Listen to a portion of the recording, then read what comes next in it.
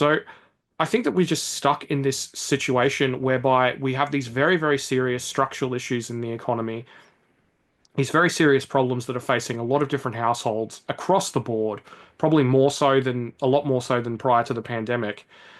But I don't see there being a plan of any real description to address those issues, to improve productivity, to improve per capita growth, to improve living standards, and all these other metrics that really, really matter in a meaningful way. It's almost a plan for managed decline because there's just nothing there that's actually going to do what needs to be done. And I think that part of the problem is that we've got this issue whereby if you're going to propose something that's going to genuinely fix Australia, there's going to be some tough choices. Hmm. There's going to be some challenging adjustments. It's not just we can flip a switch and then everything's going to go back to, focusing on businesses and productive enterprise and, sort of output growth at an individual level and all those things. It's just not going to happen.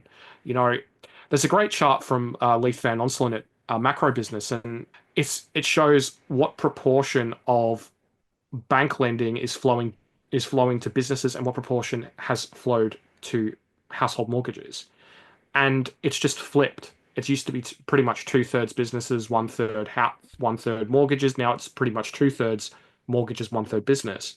Now, if you want to change that and you want to reconcentrate Australia's economy on, entrepreneurs, small business, the productive economy, then you have to change that.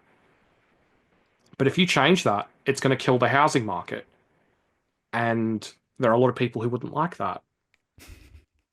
Well, it's an interesting observation because I've what I've been talking about for some time. Of course, the RBA does have the power to actually influence the relative strength of lending to businesses versus households if they wanted to. They could do something about it rather than just pull the interest rate lever. No, absolutely. I mean, they could sit down with the Council of Financial Regulators and, Treasury and the government could all just sit down and just be like, okay, we want to refocus bank lending on productive enterprise. What can we do to achieve that?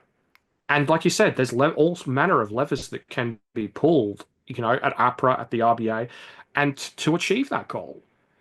But they don't want to achieve that goal because that would, threaten the